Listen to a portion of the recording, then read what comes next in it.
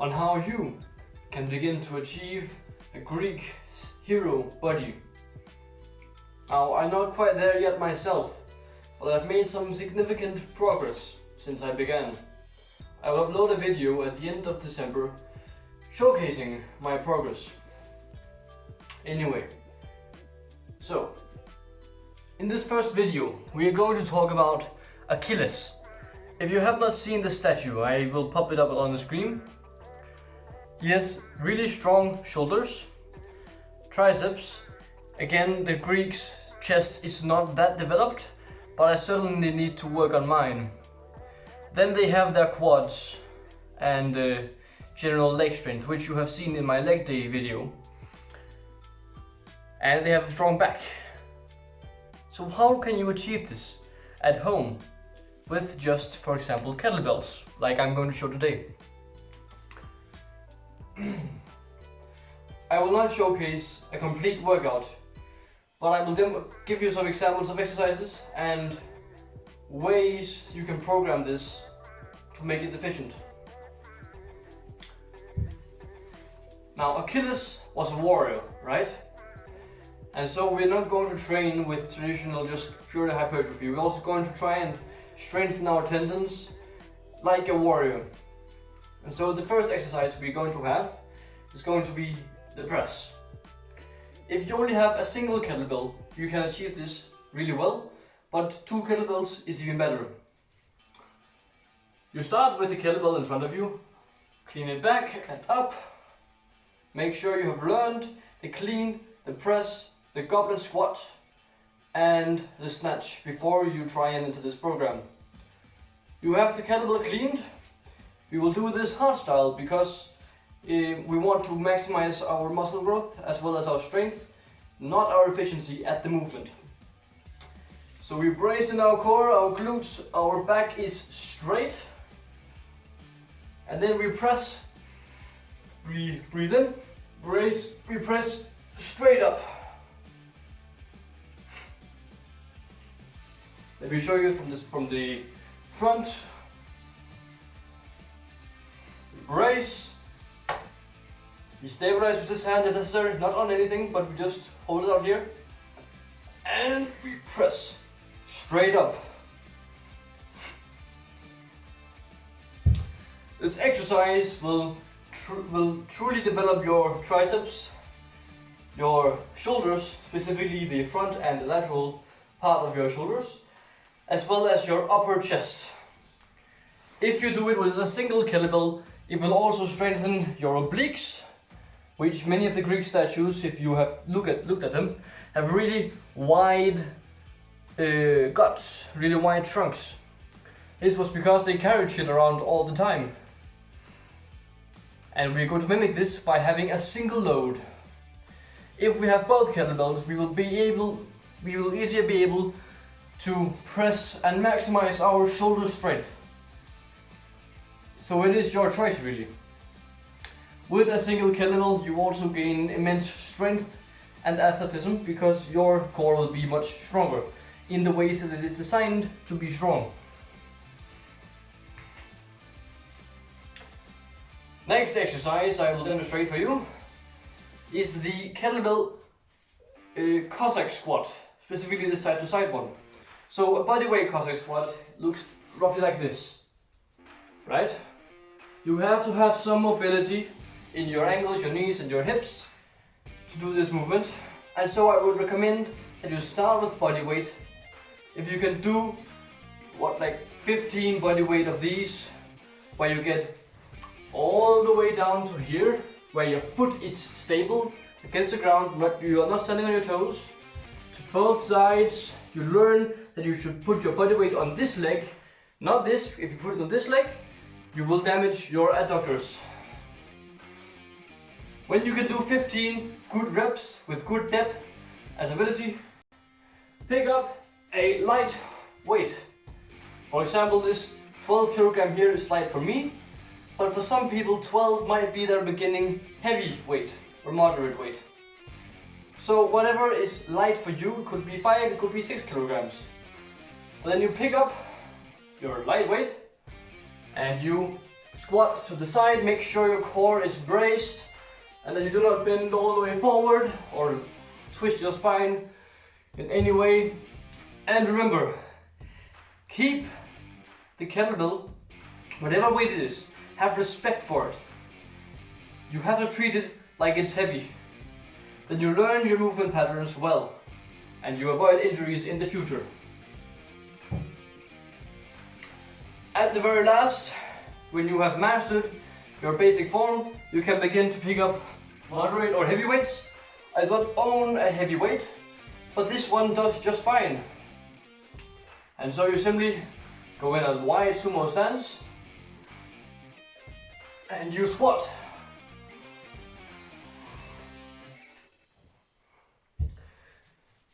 You can choose two different. You can choose where you go from leg to leg, or you can choose to simply just do one leg at a time.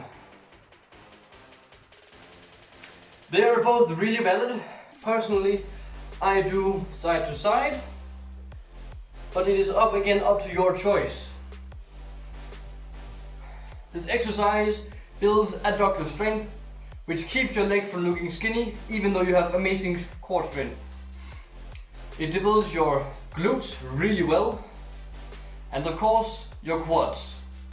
All of these muscles are really important for the Greek hero physique. For calves, I would recommend that you pick up some barefoot shoes and you go running. I did that yesterday and my calves are really sore. Again, not a sign that you are growing in muscle. But I have heard from many people and talked to many who have done the same, and they all have really big calves. Alternatively, if you do not wish to run, you can of course do the single-legged calf raise. You may want to stabilize with your hand on a wall, but again, you should not use your hand to drive the kettlebell, only just slightly touch to stabilize. You have the kettlebell in your hand and do calf raise. And this exercise you will do as many times as you can with your weight to failure, and do it slow. Anyways, back to the Cossack squat. With the Cossack squat, I would recommend that you would be able to do at least 12 reps with the weight you have chosen per leg. You can also choose, of course, as I said, to go from side to side. In this case, 24 reps if you do 1, 2, would be the minimum requirement, but I wouldn't count like that. I would just count a half, 1, right? So just 1, 1, 2, 2, right? When you can do 12 reps, that's very good. But remember, you have to go to failure. If you're not grinding and at the last rep, you're not pushing yourself hard enough. The legs are stubborn and you need to train them very hard in order to grow. This also improves your balance and general agility as you are jumping from side to side, mimicking this movement. Again, Achilles was a warrior. We want to train like a warrior. The next exercise is going to be, if you only have one kettlebell and no table either, you will have the kettlebell like this and you will be rowing. If you choose to if you want more lat development, you simply keep it tight to your body, your elbow. You drive with your elbow, not your hands, with your elbow back. Like this. You see my arm is not doing any of this stuff. That's the bicep. This is the lat. If you want more traps, you simply rotate your arm more outwards, looking like this.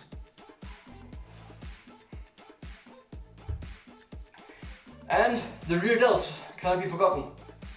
The rear delt is more active, especially if you do above this. This, you're all your back. But if you go all the way up here, rear delt is firing. That is 3 variations of the row. I would choose to do 1 row variation on a specific day, and then you can do another one on another day. I would recommend that you be able to do at least 8 with the weight you've chosen, and up to 30 reps you can build muscle, in theory, as long as you go to failure, muscular failure. If your muscle cannot move anymore, that's failure. If you just that's cardiovascular failure, and you need to do some more cardio. Another exercise for the back, it trains your traps, your rear delts, even some of your biceps, is the high pull and the snatch. I have just made a short about how to progress on these, so I will not talk about it too much here. You pull them back, this is the high pull. You pull back with your shoulder, not your arm. Without a weight, it looks like this. You see, it's the shoulder pulling back explosively. And this is your hamstrings. The Greeks also have amazing hamstrings. You keep your core tight, none of this spine bending. Again, you sit back, you hinge. This exercise builds explosive strength in your traps, your rear delts, and your core. And obviously your hamstrings too. For the snatch, it's just basically that, and then you just punch up. Let me show you.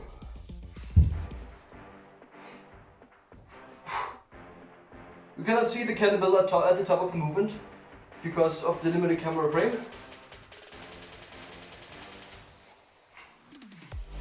But essentially what I'm doing here is I'm pulling it back, explosively hinging up, pulling back with my shoulder, and as the power goes upwards to here, I punch up. Fast, it's speed. And up here should be stable. If you have not mastered the snatch yet, I want you to do the snatch, or at least do the press, so that you are in the top position.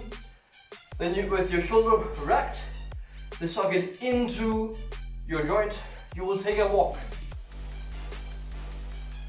This is to make your body able to support weight above your head without doing any of this wobbly stuff and accidentally injuring your shoulder. That would be bad. Now for this next exercise, we're going to do some chest here. Gonna have a wide grip push-up. I suppose you all know how to push up. If not, like that. Do not flare your elbows out like this. No, that trains your shoulder and it's really awkward for your joint in the shoulder. You want to have them in a 45-degree angle roughly. Core tight. And you can do a variation where you also retract and detract your scapula, which simply involves the serratus anterior more, which makes your core look way better. Again, this exercise improves your chest, your triceps. Do it more close grip, it's the triceps, more wide grip, it's the chest. There is a limit because eventually you have no range of motion.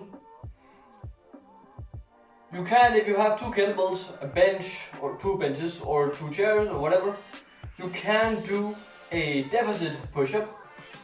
But be careful of your shoulders, they might not like it to begin with. These you go all the way down and all the way up. I would recommend that your feet are elevated slightly above where you are pressing from, because then you get more upper chest, slightly more upper chest, and generally it's just harder. But for many beginners it may not be possible. I have a weak chest. I can do, when I pause at the very bottom with my chest like this expanded, I can do like 8 reps and then I have to push up. The last rep is like grinding. I'm here now, and then I push up. So my point is, push-ups, they will help develop that chest. Again, I would recommend doing 3 or 5 sets, which by the way is for every single exercise, 3 or 5 sets of at least 8 reps. You can go all the way up to 30 again, and you can even go beyond. It will just not train your muscle anymore. You can do them fast to train your tendons and your explosivity, or you can train them slow with a pause at the bottom, which trains hypertrophy. Next up, we're going to have what I've also shown before on my shorts. It is a lunge and halo. With the halo, you want to go around explosively, because you want a moderate to heavy weight eventually. Explosively, you want to pull with your lats back down, then shoot up with your leg and with your shoulders. And here, let me show you. You have the kettlebell in front of you, grab it by the horns, clean it up, stand on the feet together, lunge back, brace your core, shoot up, lunge back, shoot up. As I said, this exercise builds lat, trap, every other muscle in the back, basically strength. Your core is engaged, your quads and your glutes are engaged. It's overall a really amazing full body exercise, especially for the Achilles one, seeing as your shoulders are also engaged. Specifically, you have your rotator cuffs to prevent injury. If you have not mastered the kettlebell halo, which is understandable, it's often overlooked, start with a light weight and simply just go slow. Try and keep it as close to your head as possible. And do this many times. I would say when you can do 30 good reps with a light weight, then you're ready to move up to a moderate weight. And then you can do the lunge and halo. But until then, you just need to learn the basic halo first. Now for my last exercise, I have just recently learned of this one, and funnily enough, the first time I tried it, I hit my knee. And I obviously chose to go with a heavy weight because, why not? I would recommend that you don't do that, that you try with a light weight to begin with, but it looks like this. This is not the exercise, you should just clean it up. So, you have it here in the right position. You can get laid back in your S shape in your spine, that's fine. Just be prepared to brace your core and everything so you don't break it. You shoot it out here, it goes down, then you, with your lats, you bring it back. And with your biceps and lats again, you pull it back. Looks like this. This is an advanced clean.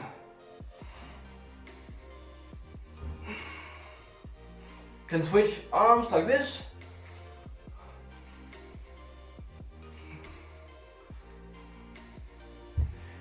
As I said, be careful of your knees.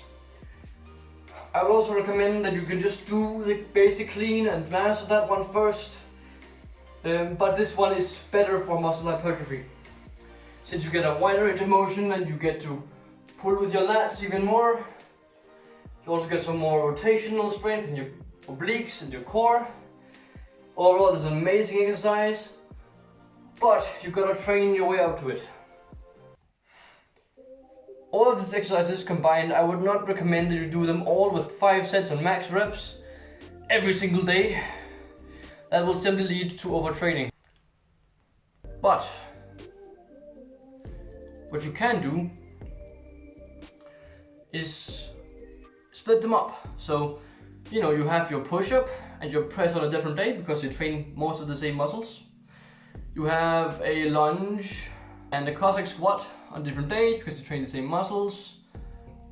Maybe you, for example, can put the push-up and the Cossack squat together, and then you can put the overhead press and the lunge and halo together. You put the clean, whatever variation you have, the clean, and the snatch on different days. The high pull you can also choose to split out wherever you want. And you can choose for yourself if you want to train for 3 days a week, non-consecutive, or 5 days consecutively, full body, or whatever you want. It's really a loose program. You can also choose to put in some other exercises that you want. For example, a goblet squat can be great, but I find that if you only have access to one kettlebell, it might not be challenging enough for your legs to do a goblet squat. That is why I chose mostly single leg strength based exercises, because it challenges just your legs more with lighter weight. Be careful, be patient, and you shall achieve it eventually. And stay strong.